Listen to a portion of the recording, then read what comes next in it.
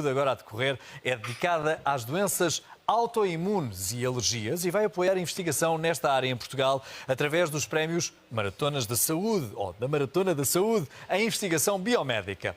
Todos podemos ajudar. Hoje, na rubrica de Maratona da Saúde, vamos falar de alergias e temos como convidado o Dr. Luís Araújo, imunoalergologista na CUF Porto. Olá, como está? Bom dia. Muito bom dia.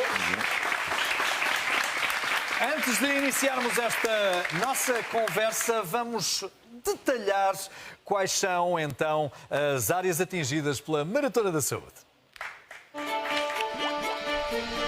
Maratona da Saúde. Apoiamos a investigação biomédica de excelência em Portugal. A nossa missão é sensibilizar, informar, angariar fundos. Como fazemos?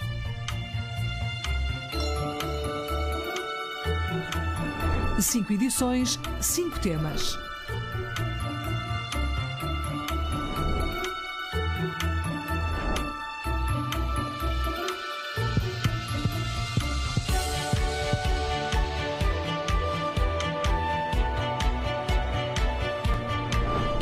A investigação científica faz a diferença na melhoria dos tratamentos e no combate às doenças.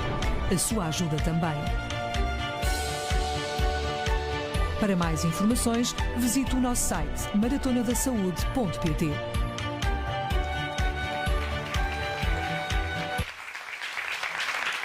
É agora que finalmente conversamos com o Dr. Luís Araújo e que vamos começar por querer saber o que é isto de uma alergia. Como é que se pode definir o que é uma alergia? Olha, antes de mais agradecer, bom dia Bom o seu dia. contacto. Ora, uma alergia é uma resposta inadequada do nosso organismo, em que o organismo responde como se fosse a uma ameaça a uma substância que é externa, portanto, e que nos era completamente inócua. Ou seja, neste caso temos, não como acontece numa infecção, por exemplo, um micro-organismo a tentar-nos invadir, mas sim uma substância a qual não provoca problemas à maior parte das pessoas, que pode ser, por exemplo, um pólen, pode ser um alimento, e que em determinados grupos de pessoas erradamente origina uma resposta do nosso organismo que vai ser, Resposta nesse radical, caso, será, não é? em muitos dos casos, muito radical, muito potente, e que essa resposta inadequada é que vai originar os sintomas. Sim. Estas alergias podem estar adormecidas durante toda a nossa vida e só ocorrer um episódio a partir de um determinado instante sem que tal seja esperado por nós? Sim, isso é possível e sabe-se hoje que elas podem acontecer pela primeira vez desde praticamente do nascimento até muito tarde na vida e, portanto, não há nenhuma área, nenhuma idade em que nós possamos dizer que estamos livres de uma alergia. Mas Embora não se apanham alergias, pois não? Não, as alergias não são infecciosas, podem ter uma proporção muito grande, quer nos conviventes, sobretudo na família, exatamente por todas as alterações que provocam na dinâmica, mas não são infecciosas e, por exemplo, um caso muito frequente é quando tem manifestações cutâneas. Todos nós temos tendência a ter alguma aversão quase, porque às vezes têm lesões feias e que, por exemplo, podem limitar a vida social do doente. Por exemplo, ir a uma piscina não é agradável quando todas as outras pessoas que estão na mesma piscina, os mesmos utilizadores, vão olhar para as lesões e achar que aquilo pode ser infeccioso. Portanto, pode até por aí também ser outro fator condicionante da qualidade da vida, quer do doente, quer da família. E sabemos o quanto isso perturba alguns dos que são vitimados destas doenças. Especifiquemos a rinite alérgica, porque há também muita gente com esta patologia. Do que é que se trata, exatamente? Olha, a rinite é uma doença muitas vezes esquecida, quer sobretudo em idade pediátrica, mas também no adulto. É talvez a doença crónica mais frequente. É mesmo, não é? Muito, muito frequente. Os dados em Portugal apontam que cerca de 1/3 das pessoas possam sofrer de rinite alérgica. Agora, como todas as doenças, existem diversos graus de gravidade. Ou seja, existem situações que são muito ligeiras, algumas até intermitentes, em que o doente apenas espirra de vez em quando, tem comichão, tem um pingo no nariz, alguns períodos de obstrução nasal. E o que é que pode provocar esses espirros? Pode ser pólenes?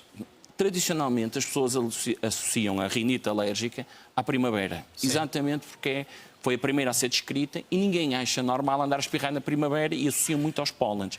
Curiosamente, em Portugal, a alergia mais frequente é a alergia aos ácaros, que se manifesta num período diferente, ou seja, sobretudo entre outubro, março, abril, nós aqui no Norte chegamos a ter um período muito grande, Mais alargado. que faz que muitos doentes não pensem na alergia, pensam apenas que passam a vida constipados. Todos os invernos chegam à altura do frio e o doente começa a andar com espirro, com pingo, com obstrução nasal, não é? lenço no bolso e não procura alergia, acha que tem apenas constipações frequentes e que faz parte disso e da sua vida e que não procura ajuda. Espero que não entenda a minha pergunta como muito disparatada. A rinite alérgica pode provocar, estou a pensar, na asma? Pode? São duas coisas. A rinite alérgica e a asma são vistas quase sempre como as doenças irmãs, ou seja, uma que afeta mais o trato respiratório superior, certo, e a outra o trato respiratório inferior. De facto, por exemplo, quase todos... Mas pode haver uma associação entre uma e outra? Existe uma associação clara. Não só, por exemplo, a existência de rinite e de uma rinite grave é o principal fator de risco para uma criança vir a desenvolver asma, como sabemos que se nós tratarmos apenas um dos andares, ou seja, temos uma criança que nós damos o melhor tratamento para a asma, se não controlarmos o nariz, vamos ter muito mais dificuldade em ter aquela criança bem da sua asma e muitas vezes, tratando o rinite, algumas crianças com asma mais ligeira, a asma até desaparece. Portanto, são de facto, e há muito tempo que isso é reconhecido inclusivamente pela Organização Mundial de Saúde, são doenças praticamente irmãs e que devem sempre ser abordadas em conjunto. As famílias que veem este programa, e estão várias gerações a poder fazê-lo a esta hora, devem questionar-se com certeza pela possibilidade da hereditariedade das alergias. Elas são transmissíveis de pais para filhos, de avós para pais e respectivos netos? Sim. As alergias têm um componente hereditário, embora não seja aquele componente hereditário que nós achamos que é uma fatalidade. Não é? Ou seja, o meu filho, eu sou alérgico, o meu filho não tem que ser alérgico. No entanto, se o pai ou a mãe, ou sobretudo se forem os dois alérgicos, o risco do filho se tornar alérgico é bastante superior e é uma das causas que nós, atualmente, mesmo em investigação nestas áreas, mais queremos controlar os nossos doentes, mas queremos tentar diminuir este aumento que tem havido das doenças alérgicas. Portanto, tem-se trabalhado muito nessa área, ou seja, saber que nós não podemos mudar o pai e a mãe, mas o que é que nós podemos fazer no período, durante a gravidez e no período a seguir ao nascimento, para tentar reduzir o risco desta criança se tornar alérgica. Nós temos, entretanto, um outro convidado que aguarda algumas perguntas colocadas por ti, Sónia. Sim, é o Marcelo Bago, que convive com as alergias desde que nasceu. Olá, Marcelo, obrigada por teres vindo falar da tua vida, essencialmente ligada às alergias. Disseste-me que o Dr. Rui tem sido um dos teus melhores amigos. Luís. Luís, eu disse Rui. Desculpa. O Dr. Luís Araújo, Sim. só pode ser uma pessoa, não é? O apelido. Que tem sido um dos teus melhores amigos. Tem sido há um período, desde à volta de 5, 6 anos, que sou acompanhado por ele e eu era alérgico a 5, 6 alimentos, ingredientes, e hoje em dia todas essas alergias estão erradicadas. Apesar de ter que ter algum cuidado, estão completamente erradicadas. Que alergias são essas? Conta-me lá. Era aos lácteos, qualquer lácteo, queijo, iogurte, leite, aos frutos secos, ao camarão e todo esse género de... Marisco em geral, marisco, se calhar, exatamente. não é? E Mas neste tomate momento também. tens tudo isso controlado? Completamente controlado. Com medicação? Ou também evitas provavelmente comer isso tudo, não é? Sim, tento evitar por causa de... irrita algumas vezes a parte cutânea, mas sem qualquer recurso à medicação. É uma desensibilização, que é adaptar o corpo a esses alimentos. Eu comecei com uma gota de leite, com conta-gotas e 100 ml de água. Até há coisa de 3 anos que era meio iogurte por dia. E hoje em dia é como uma pessoa normal, completamente. Mas já consegues consumir, é isso? Tudo. Sim, tudo. Tudo. Maravilhoso, Normalmente. não é? Tens 14 anos neste momento. Exatamente. Acho que o primeiro choque ou susto que a tua mãe apanhou eras bebê ainda, não é? Foi as nossas primeiras férias, foi no Algarve. Os meus pais sempre tiveram o máximo cuidado, às vezes até demais. E Tens mais irmãos? tenho um irmão que Mais novo? Ou Sim, mais novo. Lá está, foste o primeiro, não é? Foi, exato. Todos os cuidados, Claro. pomos o bebê numa redoma. Mas conta o que eu... E estávamos no Algarve e íamos jantar ou almoçar. E a minha mãe avisou logo o chefe que nada podia conter lactose, exato. E depois ia comer a sopa e entrei logo em choque anafilático, a inchar, ficar vermelho. Que susto, não é? Que devem ter apanhado os seus Exatamente. pais. E depois veio-se a descobrir que Havia qualquer ingrediente que... puré de batata. Lá está. E nós sabemos isso ainda recentemente aqui na praça.